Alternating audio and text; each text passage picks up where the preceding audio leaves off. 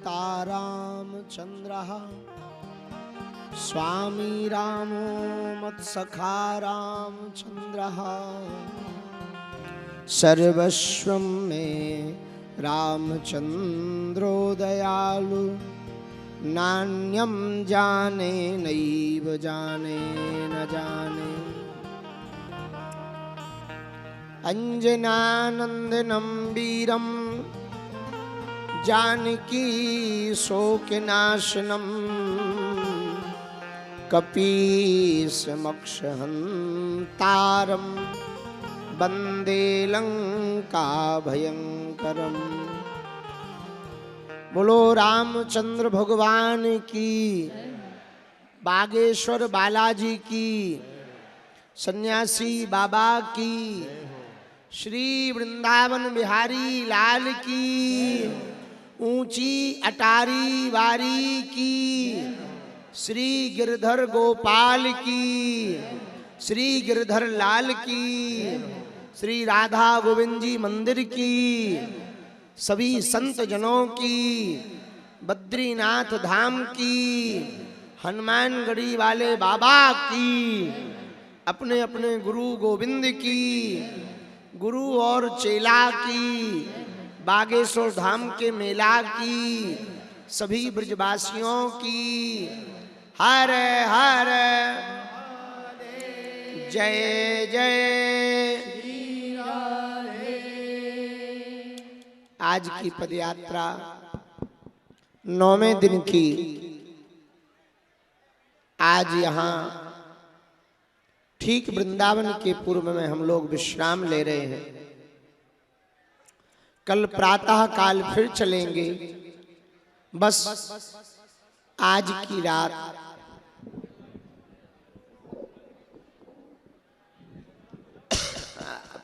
आने दो। आप बैठो, यहाँ बैठ जाएंगे, हम आ जाते हैं।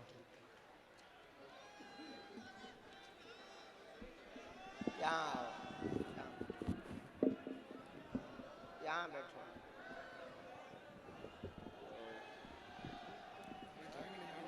आप आ जाओ, सभी लोग हम खड़े होके बोलो ना, हम खड़े होके बोलो। आ गए।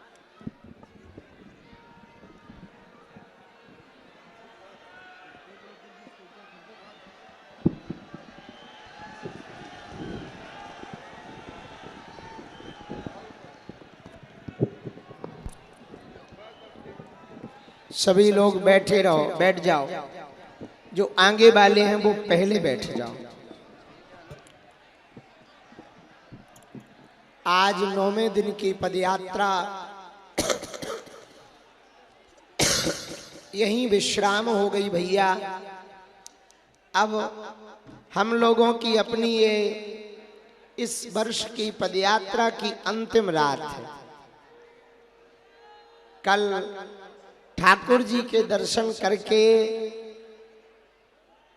सब अपने अपने घरों को चले जाएंगे।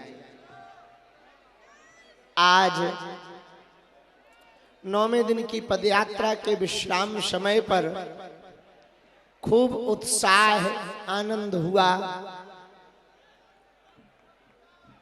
परम पूज्य श्री महामंडलेश्वर गिरीशानंद जी महाराज जी, उनके श्री चरणों में दास दंडवत प्रणाम करता है। महामंडलेश्वर महंत पूज्य श्री राजू दास जी महाराज जी हनुमानगढ़ी वाले, उनके भी श्री चरणों में यह दास दंडवत प्रणाम करता है। हमारे भ्राता श्री पूज्य श्री मृदुल कांति शास्त्री जी, उनको भी दंडवत प्रणाम यह दास करता है।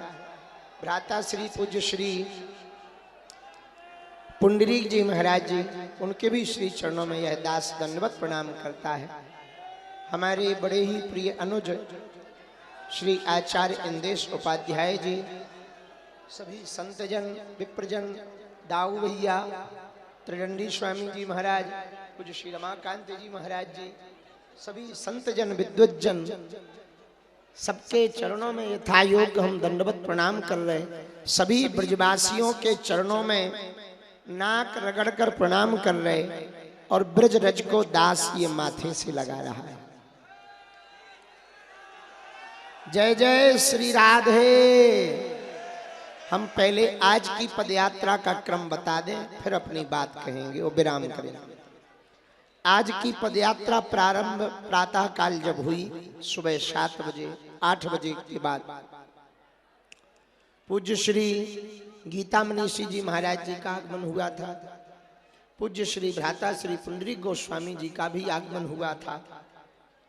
भाभी माँ रेणुका गोस्वामी जी का भी आगमन हुआ था। जया किशोरी जी का भी आगमन हुआ था। निमाई पाठशाला की संपूर्ण टीम ने खूब राधा नाम संकीर्तन आज की पदयात्रा में गाया। जब वहां से आगे बढ़े तो पदयात्रा के मध्य में ही अखाड़ा परिषद के अध्यक्ष परम पूज्य श्री रविंद्रपुरी जी महाराज जी का आगमन हुआ और संपूर्ण अखाड़ा की तरफ से दास को आशीर्वाद तो दिया ही है, पूरे पदयात्रियों को भी उन्होंने आशीर्वाद दिया है। उसके आगे जब बढ़े तो बीच रास्ते में एक गांव पड़ा अकबरपुर। वहां पर खूब उत्साह लोगों में था, पर हमारे मुंह से सुबह ही निकला कि अकबरपुर की जगह रघुवरपुर होना चाहिए। वहां के गांव वालों ने कहा अब हम देखो भाई, कागजी तो हम कुछ कर नहीं सकते, हम कह सकते हैं। हमको ये बात बहुत अच्छी लगी। उसके बाद संपूर्ण रास्ते में कोई ना कोई महापुरुष, कोई ना कोई संतजन, कोई ना कोई ब्रजवासी, कोई दाऊ दादा वाले, बरसाने वाले, गोकुल वाले, वृंदावन वाले, गोसाई, सब बड़ी कृपा करके आशीर्वाद देने के लिए पूरी पदयात्रा में आए। आज की पदयात्रा विश्राम तो हो गई, पर ज्यों-ज्यों कल नजदीक आ रहा, मन उतना ही बेचैन और घबरा रहा।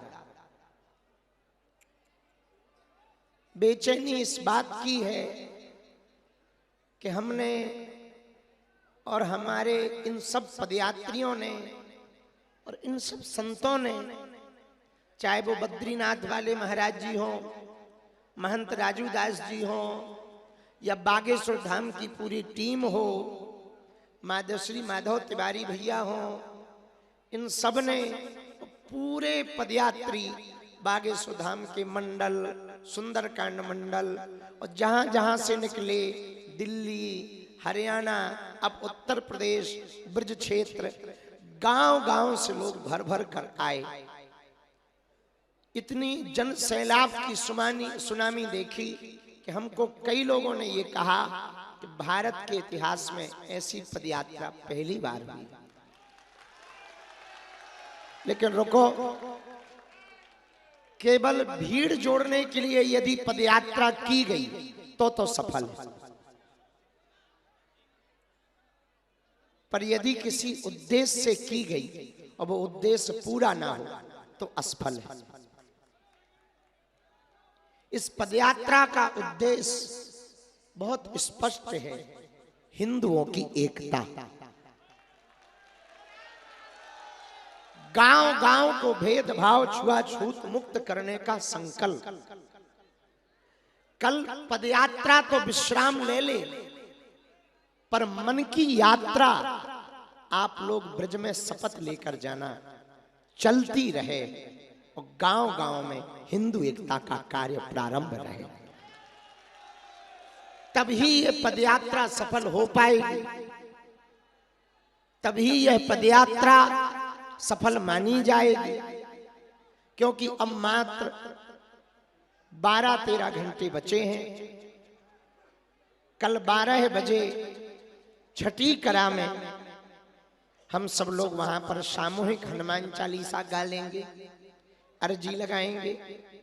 आज की भी रह गई तो लास्ट में यदि हम भूल जाएं तो आप लोग हमें ध्यान करवा देना, सुबह की रह गई थी। और उसके बाद में जब विश्राम हो जाएगी पदयात्रा, तो कुछ लोग कल दिन में पहले ही जाके दर्शन करके कार्यक्रम स्थल पर आ जाना, कुछ लोग बाद में जाना, ताकि एकदम से मंदिर पे भीड़ ना हो।